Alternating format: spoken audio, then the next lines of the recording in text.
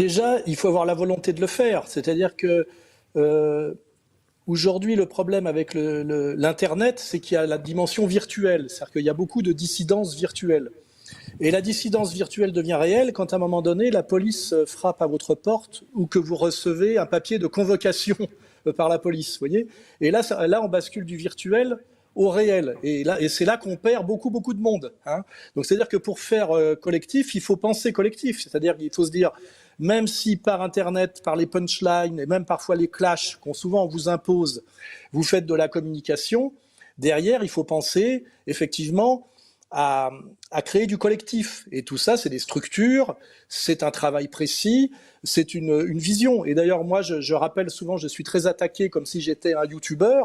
J'ai créé une association, un site de réinformation qui est le premier de France, une maison d'édition, un lieu de rencontre et de convergence.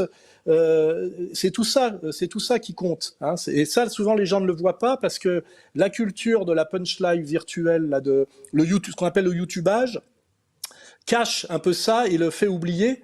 Et effectivement, ça crée des vocations de gens qui ne voient pas Internet comme un moyen de lutter contre le système, mais un moyen contre le moyen d'exister sans avoir le niveau pour être intégré dans le système. Parce que c'est un peu ça qui est un peu ironique, c'est qu'on a beaucoup de youtubeurs aujourd'hui qui existent par YouTube avec un petit public qui leur permet de vivoter, parce qu'il y a toujours ce côté échappé au salariat, quelque part, échappé au monde du travail, et qui se contentent très vite de ça, et qui oublient qu'au départ, quand on a monté cette dissidence, je vais quand même faire référence à Dieudonné, qui est très important historiquement, quand on a monté ça, c'était pour agréger du monde et faire un contre-pouvoir collectif.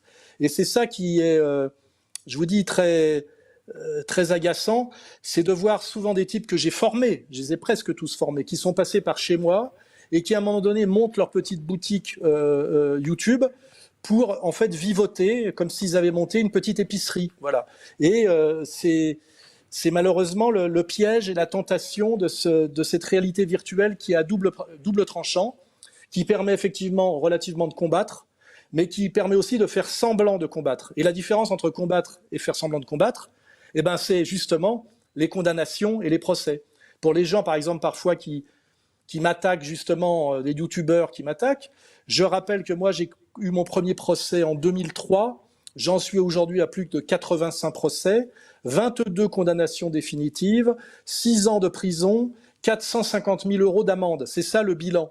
Et Renoir peut amener son bilan, et le capitaine peut aussi amener son bilan. Hein. Et après, c'est la question qu'il faut poser, c'est aux autres, là, qui souvent parasitent la dissidence et empêchent le combat collectif, c'est quel est votre bilan, à part, effectivement, être sur Tipeee pour demander un petit peu d'argent, et puis souvent d'ailleurs critiquer beaucoup plus les gens de la dissidence que le pouvoir lui-même, parce que le problème aujourd'hui, c'est qu'il y a la dissidence dans la dissidence de petits youtubeurs qui ont compris que c'était beaucoup plus facile et beaucoup moins dangereux de critiquer des dissidents, eux, qui prennent des risques et qui la jouent collectif en disant que soit ils en font pas assez, ou que ça serait de l'opposition contrôlée, etc., etc.